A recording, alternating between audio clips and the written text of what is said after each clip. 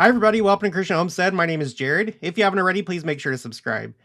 So, recently, Elder Stevenson dedicated the Antofagasta Chile temple, and while he was there was the big celebratory event marking the 100th anniversary of when South America was dedicated for missionary work.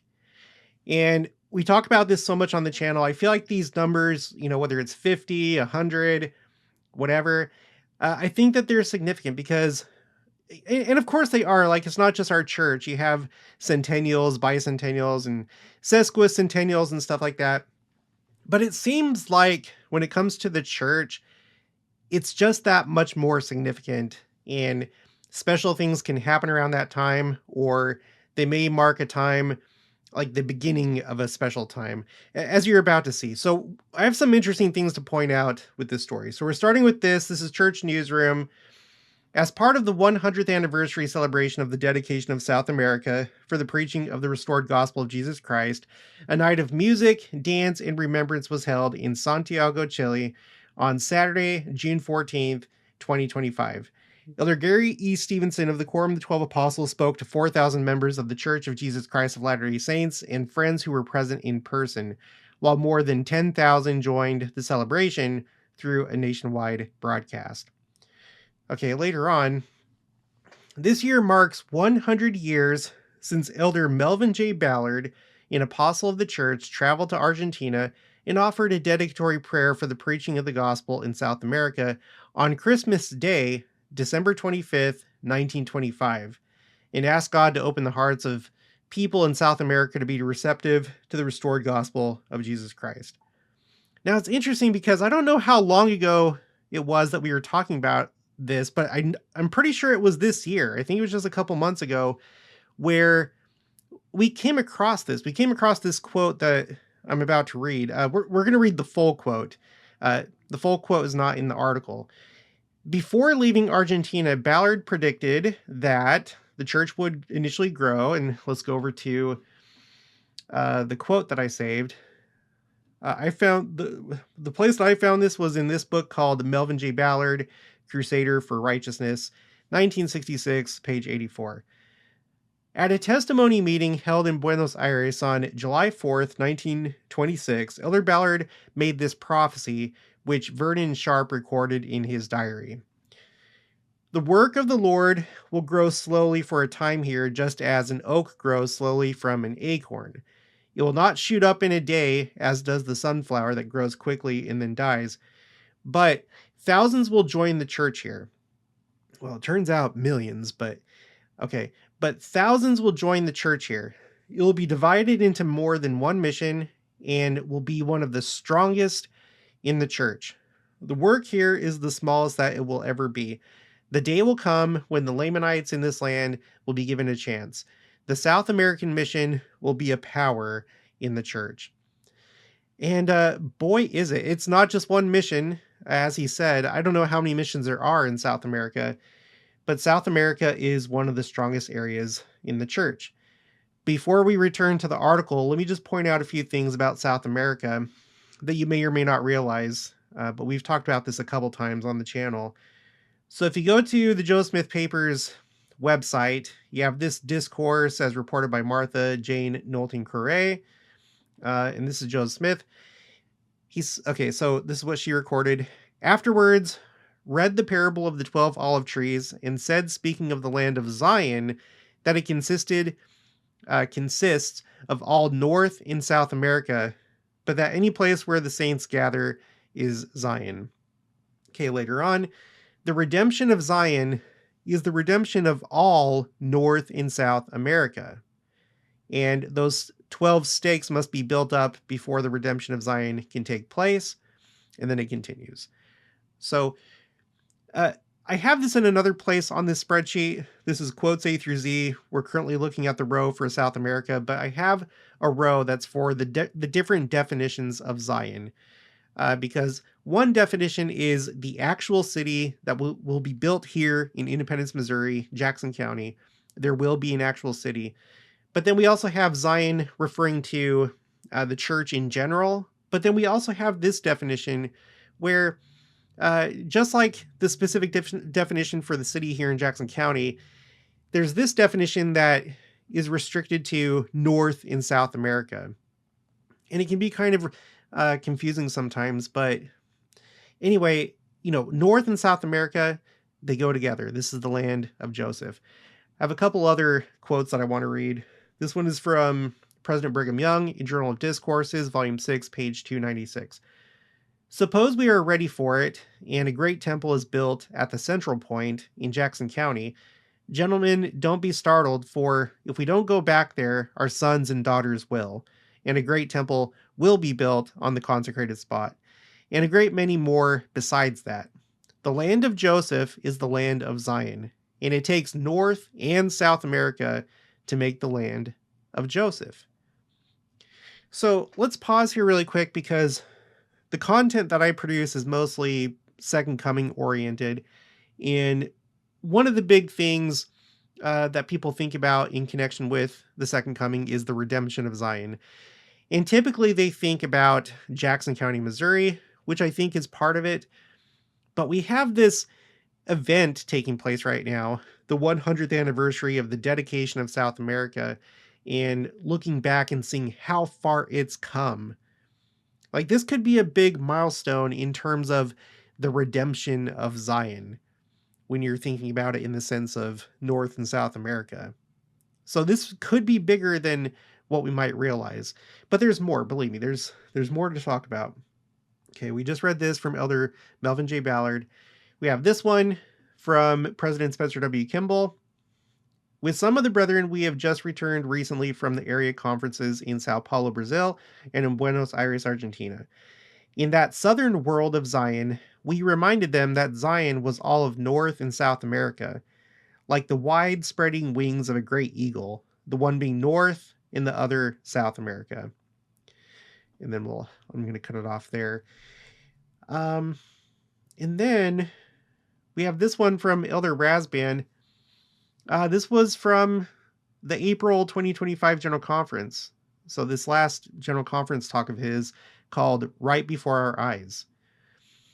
And he talks about Melvin J. Ballard. So we may want to pay attention to this. Last year, I was privileged to preside at the dedication of the Mendoza, Argentina temple. In my message, I referred to Elder Melvin J. Ballard's 1926 prophecy that the work of the Lord would grow slowly for a time in South America, quote, just as an oak grows slowly from an acorn. It will not shoot up in a day, end quote. But thousands would join the church, and the nations of South America would become, quote unquote, a power in the church. I saw that prophecy fulfilled right before my eyes. I feel like his talk was one of the biggest hints, because the name of the talk is Right Before Our Eyes. And that is a reference to President Nelson's October 2024 General Conference talk, where it was all about the second coming. And he asked the entire church, or he cautioned the church. Oh, I don't know how to word this. He basically said, I hope we're not missing what's happening right before our eyes, that we're not missing the grandeur of this moment. And I think the reason why he said that is because a lot of people are. They're not realizing that this is prophecy being fulfilled. People are either just ignorant or don't care about the second coming, so everything goes over their head. But then you have the other people on the other extreme that are looking for big, fanciful, spectacular, cinematic events that are really obvious, and only when that happens will they accept prophecies of the second coming coming to pass. So you have these two extremes, and then there's another group, and I hope that you're part of this group, where we see that it is happening. You see what's happening right here as we talk about South America, and then of course we see what's going on in Israel, and that is cinematic. And even so, people will dismiss that as, oh, it's always happening like that in the Middle East. So let's have the eyes to see and the ears to hear, you guys. Okay, so that's what I have for South America. Let's go back to this. It continues. There are currently over 4 million members of the church. of the Church of Jesus Christ. Okay, sorry. There are currently over 4 million members of the Church of Jesus Christ in South America. So yeah, I went well beyond just thousands. Over 4 million, and we'll see how far that goes before the second coming. This part of the article talks about a memorial that's there. Lately I've been doing a lot of stuff with church sites. I've created a new channel called Explore Church Sites. I want to go beyond just the Midwest. I want to come to Utah again, but this one might be a little difficult for me to do, but I would like to go and see sites in South America, whatever ones there are. And I guess you have this one. Okay. Okay, now look at this. This kind of caught my eye. This section of the article is called Government Meeting at the End of the World.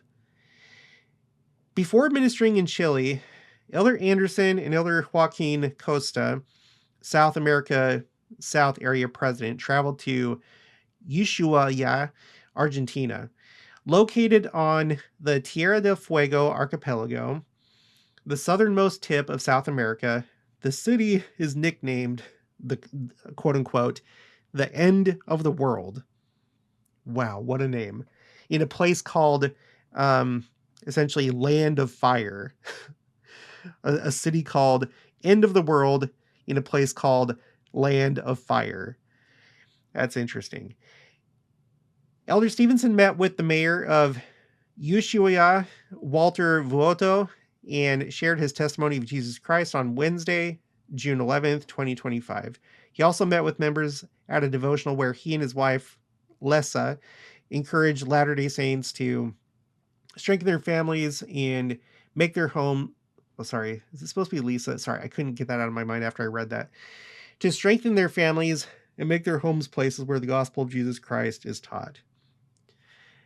I've been so impressed during President Nelson's presidency because I feel like I've seen so many of these articles cover the apostles meeting with world leaders of both places big and small, religions big and small. And I know that they probably always have to some extent, but we have a couple quotes talking about the fact that President Nelson himself has been much more visible, like publicly, like speaking a lot more. And I think that's carried over into his presidency and what he's directed the apostles to do. I think that they're probably meeting more with world leaders because we're seeing more and more of these type of articles. But he took time to meet with the mayor of this city. And, it reminded me of the October 2020 General Conference talk of Elder Gong called All Nations, Kindreds, and Tongues, because he mentioned this same place. Okay, so at this part of his talk, he says, by small and simple means in which we are invited to participate, great things are brought to pass. Like prophecy that we think is going to be spectacular, or it has to happen this way, the way that I picture it.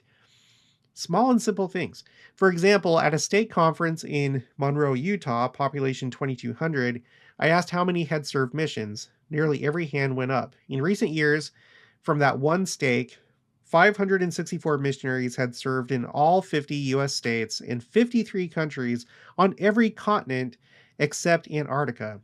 Speaking of Antarctica, even in Ushuaia at the southern tip of Argentina, I saw prophecy being fulfilled as our missionaries shared the restored gospel of Jesus Christ in a place called the end of the earth.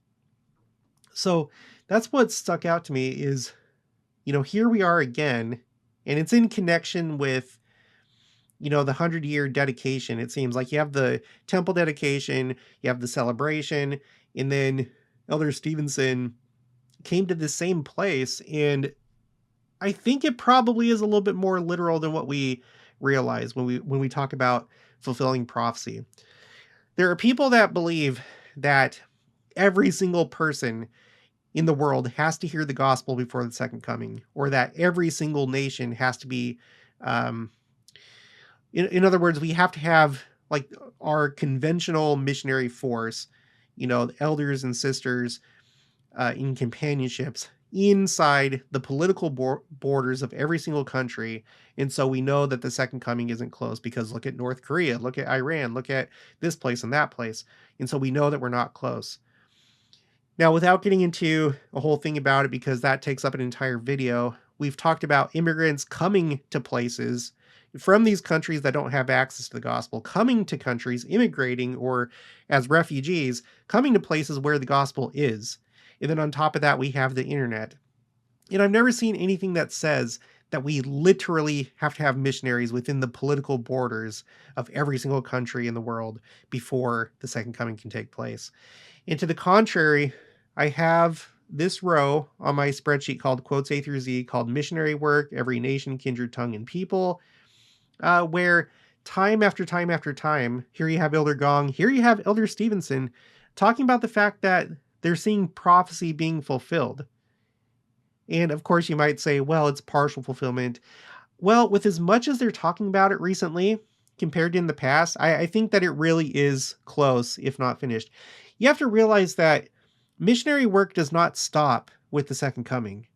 In fact, we have the quote from President Joseph Fielding Smith saying that missionary work is going to explode after the second coming. That's going to be like the main time of missionary work is after the second coming. So it doesn't really make sense that every single person would have to hear it before the second coming. Some people point to, I think I have it on here, it's probably back here somewhere, that it has to penetrate every ear, and so they take that literally. Remember, missionary work continues into the millennium, and from that quote, yeah, it's right here. This is the quote. And sounded in every ear till the purposes of God shall be accomplished, and the great Jehovah shall say, the work is done. But it doesn't say anything about that has to happen before the second coming. Simply, it's going to happen by the end of the world, the real end of the world, when the earth becomes celestialized. So anyway, but I have all these quotes. This is one of the rows that I have the most quotes for on this topic. Okay, so that's a bit of a tangent. Let's get back to this. I think that's all I have from this article. And then we have this church news article by Mary Richards, and it has a few more details that I want to share with you. South America historian and author Mark L. Grover wrote to the Church News that one of the two most important missionary events of the church was the sending of apostle missionaries to Great Britain in the 1840s and 1850s. Quote, the second event is the evolution of the church in Latin America, beginning in Mexico in the 1870s, but later the beginning in Argentina in 1925. The growth was slow, but after 1975/1980, the expansion was so great that the growth in Latin America changed the church, Grover said. Okay, so we're celebrating this big thing that happened over the course of about 100 years. And this is one of the two big things, according to Mark L. Grover, and I think he's right. The missionaries that went to Great Britain, which on my dad's side, I have a lot of ancestors that came to the United States because of the church. They were converted while they were in the UK, and then traveled across the sea, and then made the trek west and came to Utah. So in a lot of us have ancestors like that, especially if you live in Utah. But yeah, then we have this other big one in Central and South America and in Mexico as well. So I found that interesting. Continuing, Grover said the two American continents represent 80% of the baptized membership of the church. Now, I'm kind of surprised. I guess I'm not surprised, but I kind of am surprised. 80% of all the church is in North or South America. Or in other words, one of Joseph Smith's definitions of Zion. Okay, quote, for that reason, I believe that 1925 is a watershed event in church history. Not for what happened in that year, but what occurred many years afterward. And you guys, I think sometimes that's how we have to look at things. So for example, we just read from this General Conference talk from October 2020 General Conference. Everybody realizes that that was a milestone year. Something happened. A lot of people changed their attitudes about the second coming, the last days, both inside of our church and outside of our church. I wouldn't be surprised if 2020 was a watershed moment as far as the last days go. I feel like ever since that time we've been in this kind of final phase. That's my opinion. And so, you know, we may be at another one now that we've hit the 100-year mark for South America. For the United States, we're hitting the 250-year anniversary of the United States, um, and we're in this period of time right now where we celebrated the 200th anniversary of the first vision. And in 2030, we're going to celebrate the bicentennial of the church. It could be the same thing. We may be having a bunch of watershed moments for these different locations, and and yeah, as Elder Stevenson spoke to different groups in Uruguay, Argentina, and Chile during June, he testified to them that the Lord is hastening his work. And he quoted President Russell M. Nelson, who said, "The best is yet to come." All right, later on, this article also talks about the end of the world city. Before coming to Chile, Elder Stevenson was in. Sorry, okay. I'm gonna try. According to Spanish pronunciation, I went on my mission to Spain, the Barcelona mission. This is probably like an indigenous name though, not Spanish. Ushuaia, Argentina, which is in Tierra del Fuego at the southern end of Argentina and known as the city at the end of the world, quote unquote. Antarctica is approximately 680 miles away. On Wednesday, June 11th, Elder Stevenson took a boat from Ushuaia to the Les Aclaros lighthouse, which was built in 1920. By the way, the Barcelona mission, I don't know if it's still like this today, but when I was there back in 2004 to 2006, it was known as the lighthouse mission. So anyway, that has nothing to do with this. There he observed that as the lighthouse has successfully guided sailors for over 100 years, the gospel of Jesus Christ has served as a lighthouse in the lives of Latter-day Saints for the past 100 years in South America and continues to do so. With the lighthouse behind him, he read Alma 26:37. We see that God is mindful of every people, whatsoever land they may be in. Yea, he numbereth his people, and his bowels of mercy are over all the earth. Pablo and Valeria Acosta of the Tierra del Fuego, Argentina stake attended Elder Stevenson's devotional in Ushuaia on Tuesday, June 10th, with their 3 children. Pablo Acosta said the Lord is mindful of their young stake, which was created in 2019 and is the church's southernmost stake in the world. So I don't know, maybe that's why Elder Gong was there. I don't know when he went there, but about a year later, that's when he spoke about it in General Conference. I really think it was significant that, this stake was created. The southernmost stake in the world. Like geographically, yeah, it is an expansion of the church to, the ends of the earth, the populated earth. Quote, we are celebrating these 100 years just as it was announced in the dedicatory blessing that growth would start slowly and then become exponential. Now, this is a word that we've recently heard from President Nelson. Well, somewhat. I mean, okay, not really recently. It was in 2018. For me, as I get older, like things don't seem as far away. I don't know if that's just what happens when you get older. November 1st, 2018, he made this social media post. And this is interesting. I have just returned from visiting with members of the church and friends of other faiths in South America. I was pleased to be accompanied by Elder Gerrit E. Stevenson of the Quorum of the 12 Apostles. The people there are so loving, so anxious to serve the Lord and to serve each other. It's a reverent, sacred feeling among them. It's very energizing to see these beautiful people and children who love the Lord. This is a global ministry. We are prophets for the whole world to all of God's children, not just members of the church. So on this tour, we talk to people in 5 different countries. If there are 200 or more countries in this world, 5 is such a small drop in the bucket. We'll get around, but we'll still miss more than we'll touch. But we'll try. We won't give up just because it's a big job. Now look what he says here. We're just at the exponential phase of growth, and it will continue. The Lord has said, I will hasten my work in its time, and he makes good on his promises. My dear friends, we are witnesses to the process of restoration. If you think the church is fully restored, you're just seeing the beginning. There's much more to come. Wait until next year, and then the next year. Eat your vitamins, get your rest. It's going to be exciting.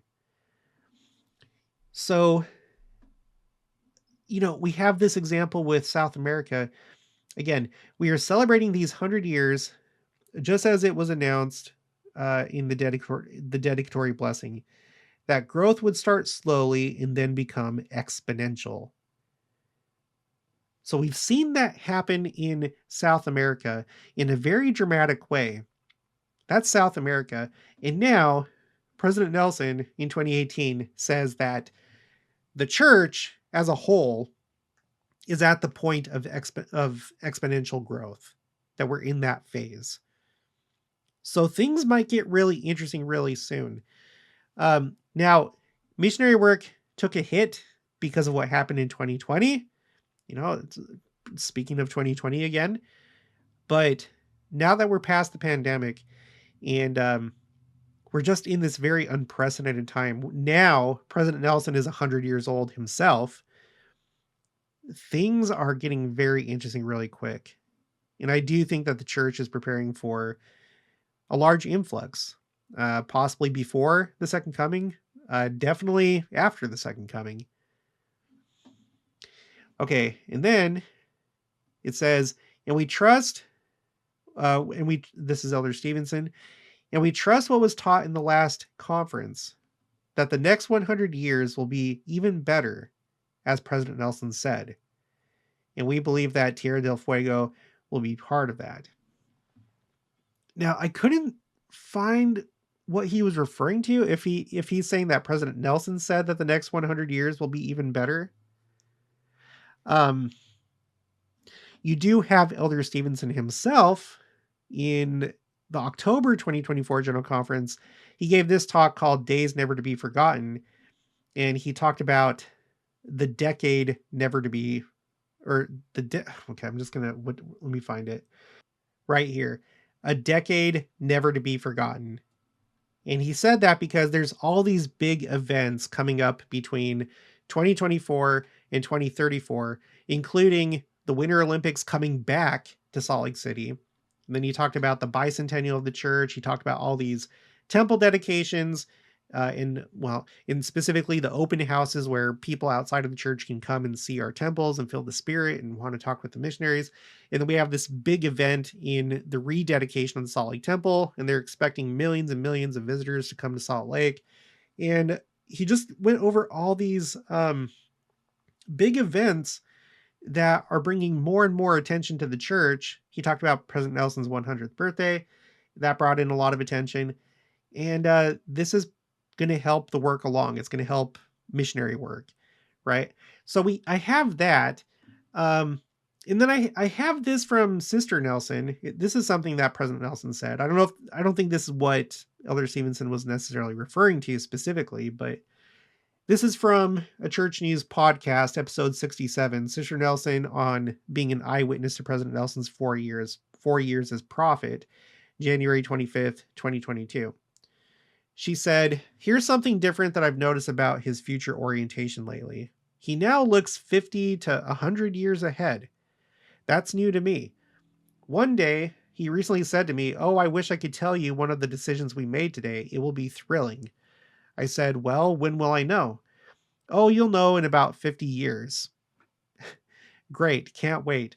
So he's always looking forward and he's always looking up, just like in the photo from one of our walks taken where he is looking up. It's a very natural position for him. So that's why we say onward and upward. So I don't know if you know what he's referring to here, Elder Stevenson, where he seems to be saying that President Nelson said the next 100 years will be even better. Can you please send that my way, ideally in an email, but you can also put it in the comments if that's easier for you. And I think that's all I have from this article. So, um, I'm just, it's really exciting. Oh yeah, I looked at this. This is his April 2025 General Conference talk. He says this part right here. I'm filled with joy as I see progress in so many areas. And then the footnote number 1 says, the little stone that the prophet Daniel saw in his dream of the latter days is rolling forth to fill the world. And I don't know about you, but whenever I think about that prophecy, Daniel's prophecy of the stone, it makes me think of exponential growth. I don't know if that's what President Nelson is thinking, and I don't know if that's what it kind of means, but I think of like a snowball. I know it's not a snowball, it's a stone, but it behaves like a snowball that grows larger and larger as it keeps rolling. I guess that's probably why I think of it that way. Yeah, that's all that I have for this one. So, I don't know, just so many things to think about this city at the end of the world and how that may not just be a fun little thing. It may be a little bit more serious when it comes to fulfilling prophecy. The 100-year anniversary of the dedication of South America, exponential growth, just, I don't know, the redemption of Zion, including South America. You guys, we are just living in such exciting times. We really, really are. That's all that I have for this one. If you haven't already, please make sure to subscribe, like this video if you liked it, leave your thoughts and opinions down in the comments below. Also make sure to share it, and I'll talk to you guys later.